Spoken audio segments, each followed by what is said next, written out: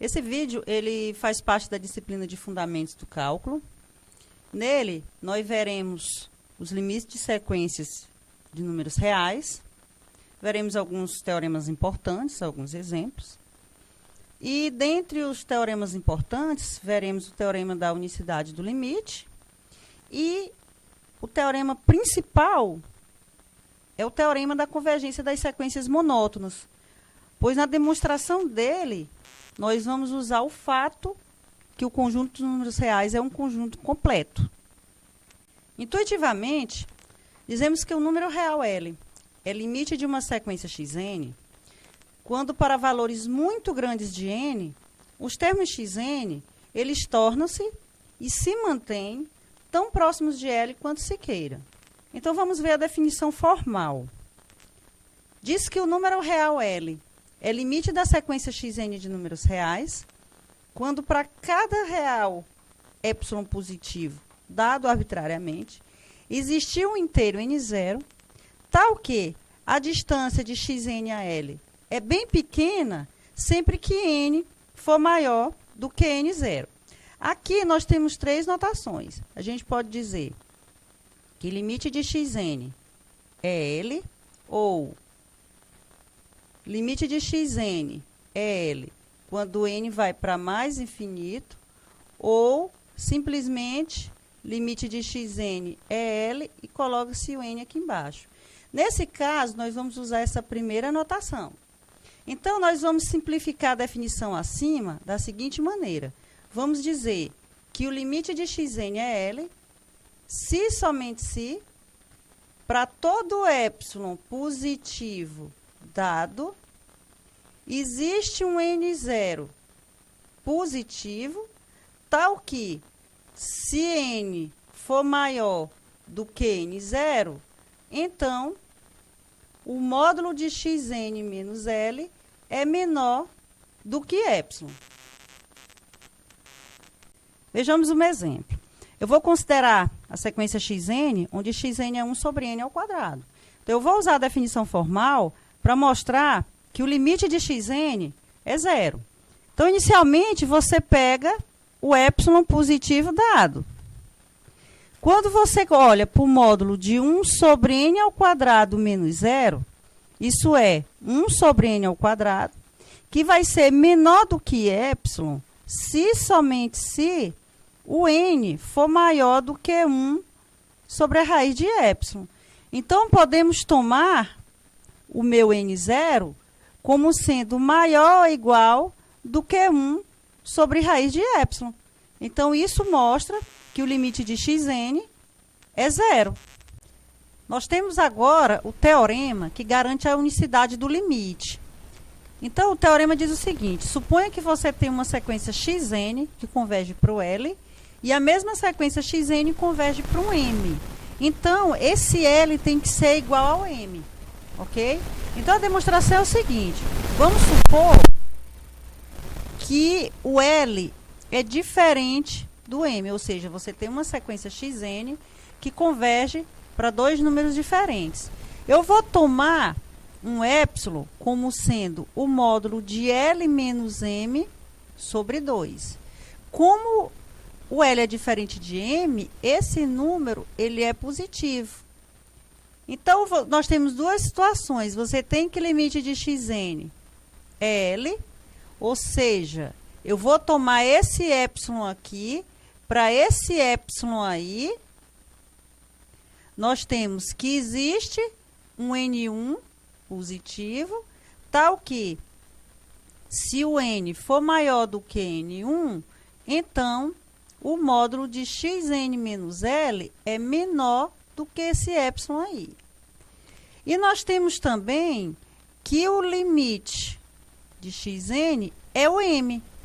Ora, isso implica que, para esse epsilon aí, existe um N2 positivo, tal que, se o N for maior do que N2, então o módulo de Xn menos M é menor do que esse epsilon. O que é que eu vou fazer? Eu vou tomar um N0 como sendo o máximo entre o N1 e o N2. Por quê? Porque se o N for maior do que esse N0, o que é que eu tenho? Eu tenho que o módulo de L menos M, que é igual ao módulo de L menos Xn mais Xn menos M, isso é menor ou igual, pela desigualdade triangular, que o módulo de L menos Xn mais o módulo de Xn menos M. Como eu estou supondo que o N é maior que N0, onde esse N0 é o máximo entre o N1 e o N2, então isso aqui é menor do que o epsilon, mas esse aqui também é menor do que o epsilon, isso aqui é 2 epsilon, mas pelo valor de epsilon, isso aqui é 2 vezes o módulo de L menos M sobre 2. Eu divido esse 2 com esse 2, então você fica que o módulo de L menos M é estritamente menor que o módulo de L menos M, o que é um absurdo. Isso veio do fato da gente supor que o L é diferente de M. Quando nós temos uma sequência convergente, o que é que nós podemos dizer sobre as subsequências? Então, esse teorema agora nos diz o seguinte: suponha que você tenha uma sequência que convirja por número L. Então, toda subsequência dessa sequência converge também para L. Então, esse teorema, junto com o teorema da unicidade do limite, ele nos dá duas aplicações úteis. A primeira, suponha que você queira saber se uma sequência converge ou não. Ora, se eu obter duas subsequências dessa sequência que vão convergir para valores distintos, então essa sequência não pode convergir. Então, por exemplo, eu vou pegar Xn como sendo 1 se n é par e menos 1 se n é ímpar. Então, eu estou exibindo duas subsequências dessa sequência que convergem para valores distintos. Isso implica que a minha sequência Xn não converge. Outra aplicação importante é o seguinte: suponha que você tem uma sequência que você sabe a priori que ela converge, mas você não sabe qual é o limite dela. Então, se você sabe que ela converge, o que é que você faz? Você pega qualquer subsequência dela, determina esse limite, então o limite dessa sequência vai ser o limite dessa subsequência. Por exemplo, eu vou considerar a minha sequência Xn, onde Xn é dado pela raiz enésima de A com A positivo. A gente vai ver que essa sequência converge. Então, para determinar o limite dela, basta eu exibir o limite de alguma subsequência. Esse teorema que eu vou mostrar agora, ele nos dá um critério útil para mostrar que uma sequência não converge.